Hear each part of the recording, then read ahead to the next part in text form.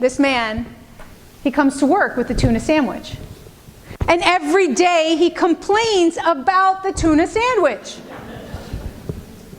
You know, oh, tuna stinks. I hate tuna. Are you kidding me? Tuna again? And finally his buddy says to him, dude, why don't you have your wife make you something else? He goes, I don't know what you mean. Guy goes, turkey, roast beef, something else.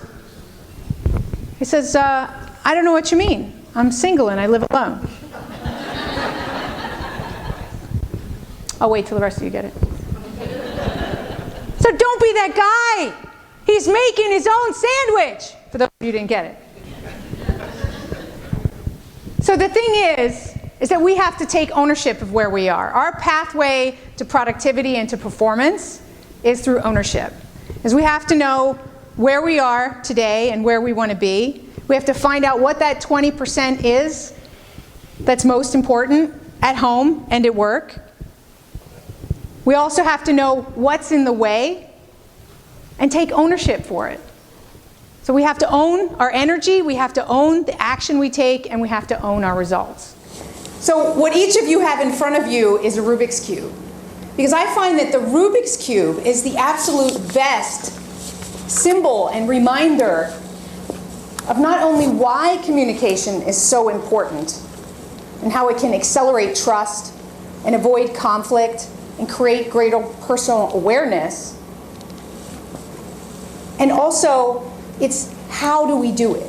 So by the end of today, this is going to be that symbol for you that you can put this on your desk as a reminder of how important communication is and how to access it quickly just by the Rubik's Cube. And you may even want to go home and buy one at home because communication is not only important at work, is it? So each side of the Rubik's Cube has a distinctly different color. And that is really to show us that we are part, if we are one of these sides and one of these colors, we're part of a whole. Whether it's our family, whether it's our work, whether it's our department, whatever it is, we're part of the whole. And these different colors might represent different people, different personality types, might represent different departments, different marketplaces, different products, right? It might represent a lot of different things that we interact with. But sometimes we get so caught up in ourselves that we don't step back and see the big picture and see how do we relate to the whole. If we have a problem, instead of getting stuck in the problem and being stuck within ourselves, when we step back, we have that huge advantage to be able to see all perspectives. So I also like to tell a study that I read, because I thought this was really interesting. They took 6-year-olds and they brought them in and they showed them the Rubik's Cube and they said, what color do you see? And they said what? Yellow. Yellow. Thank you for your participation. And then they said, what color do you think I see? And what do you think they said? Yellow. Yellow.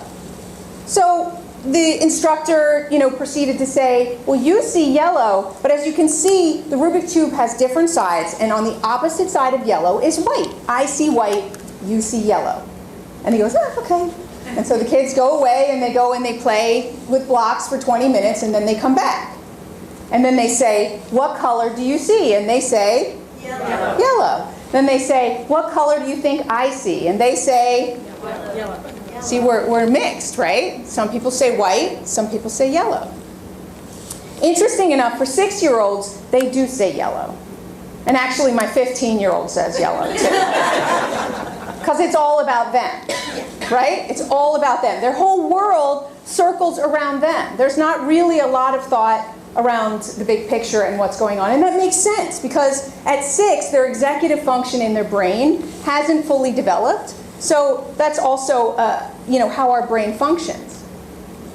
But the truth is that when we're stressed and we have outside stressors, like time, we talked about being away from the office, right? And the stress that can create. Time, money can create a lot of stress. Health situations or any other circumstance, what do you think happens to us?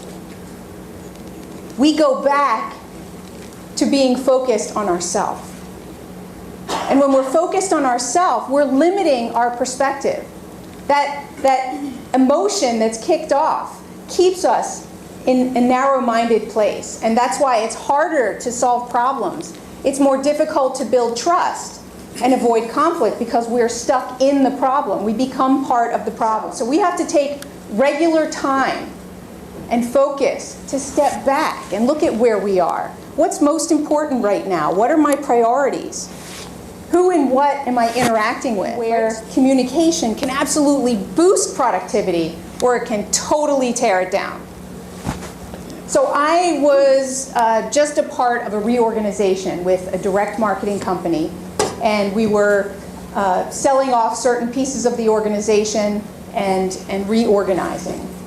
And through this process, I was working with the CEO of the parent company, who was a market research company. And after this whole reorganization was super successful, my boss from the CEO of the market research company, he came to me and he said, listen, I have a position for you to come on the executive team of the market research company, and I'm creating a new position for you for strategy and innovation, so strategic projects and innovation. And because the work we had done together, he was impressed and we worked well together. And I was super excited. And all I could think about was me. I didn't realize that at the time. But I was thinking about, wow, this is a real elevation of me. This is a new position. This is greater pay. This is that corner office, and really I was super excited. And I was excited to work with the team, but I was a little bit focused on me. And through that focus on myself, I failed to realize that I hadn't actually interviewed with anyone else from the executive team, and I didn't know any of them. So I went on the basis that everyone was in agreement that this position would be created for me. So there's nothing worse than starting an organization and starting with everyone against you as you first start. And that's what happened. I'm super excited. I think we're going to do great things together. And I have up here toxic waste because it was a toxic environment. Because not only were they not included in that process, so my boss under-communicated with them. And sometimes we do that and it creates fear, stress, mistrust when we either over-communicate or under-communicate. So we need to be aware of what's the right level for the context of what we're in. So not only were they upset probably that they weren't involved in that decision, but I didn't know that my boss, the CEO, was going to retire in 2 years. So that meant they were all vying for his position, which wasn't my ambition, but they didn't know that, so they saw me as a threat. And to add to this was in Switzerland, where it's a very male-dominated, chauvinistic environment, and so they weren't happy that this position was created for a woman. And I found all this out as I started. And so they blocked me every chance they got. I mean, you can imagine if I'm responsible for strategy and innovation, my projects cut across all the divisions. So in a matrix organization, I didn't have any direct employees working for me, so I had to influence, but I didn't have that direct report. So I counted on the division heads, which were these other executives, to release resources to me, to encourage these people to be a part of my projects. And they did just the opposite. They told them to give me as little time and energy as possible. If I came up with a new idea, it was always, you're an outsider, you don't know how it works here, we've tried that before. Everything that they could do to block my success. And so I'm a pretty positive, outgoing, upbeat person, and I normally would get out of bed and I'd be excited for the day, but not at this period in my life. I would get up, and before I'd even get to work, I'd be frustrated and depleted because I knew the resistance that I was going to come upon day after day. It was like Groundhog's Day, like a bad one. And despite a positive attitude, that didn't help me because there were other skills that I really needed. Because wherever we are, we get to where we are with the skills that we have, but we hit a plateau, just like in karate, like I said. We hit a plateau where those skills, maybe they don't work anymore or they need to be applied differently. And so I didn't have the skills that I needed to deal with this situation. And it was very frustrating, and it was really lonely. Have you ever been in a situation that was toxic? Maybe it's a negotiation or even in your family, Could be a conversation that you had to have. And just raise your hand so I can see, right? So you know how draining it is. And if you haven't been in one yourself or had a toxic situation, then you probably know someone else who had. And they probably, you could feel how draining it was for them. But because of karate, they drummed into my head that winners never quit and quitters never win. So quitting wasn't an option for me, right? The only way out was going to be through. And so in this situation, I decided I had to do something about it. So I went to my boss, and he was also noticing that it wasn't working so well with the executive team. And so he hired me a coach. And I worked with that coach, and that coach introduced me to behavioral psychology. And that made all the difference for me, because it made that those unconscious choices and reactions and emotions, it made all of that conscious. So now I was at a choice, right? I could choose the way that I wanted to show up because I was aware of it. And so that's what I want for you too, is a heightened awareness so that you can make a choice. Because the point of our thought, and that's why my TEDx is called The Energy of Thought, so you definitely want to check that out because it'll reinforce some of the things that we're talking about here, is that when we think about our thoughts, we actually have 70,000 thoughts a day. 70,000! That's crazy! And if you're under a stressful situation, you might even have more than 70,000. My brother, he's an analytical person, and he says he has 150,000, which he probably does. But the interesting fact is that scientifically they've seen that 5% of those thoughts are new. Only 5%. That means we repeat the same thoughts over and over again. So if we're not aware of what meaning we're giving a situation, or what expectations that we actually are putting on a person or a circumstance, then we're not a choice. I mean, we are, but we're not aware of it, right? So becoming more aware of that, especially the expectations, because that's going to impact our feelings, how we feel about the situation we're in. Do we take it as stressful and go into fight or flight mode? Or do we take it as a challenge? Or do we get curious?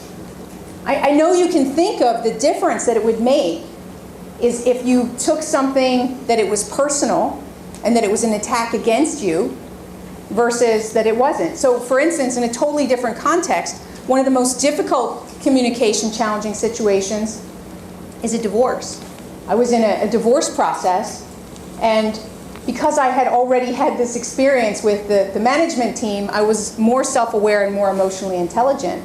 So I was really clear, what meaning am I giving this? And I felt betrayed. I mean, I'm not telling you that I didn't feel upset about the situation. But I chose to give it a different meaning. I chose, on one side I could say that he was a liar and a cheater, and on the other side I could say that he was the greatest mentor that I ever had. And so whatever story you repeat, that's the meaning that you give it. That's also how you're going to feel inside, and that's how you're going to show up. And I knew for my kids, in that particular situation, that I needed to be the bigger person, that I needed to do it for them, and I needed to show up in a certain way. And you can do that at home, and you can do it at work. You can be that example for other people. You can be that influencer, that leader. And it makes you feel good. I actually see it now as a personal principle to be the example. It drives me to be a better person. And because it's like a value or a principle, it makes decision making so much easier because it's already made for me. What's the right decision, not what's the easiest decision. So when it comes to our communication, it's the same thing. We have to give it more time, more energy, more thought. We need to step back and to evaluate it.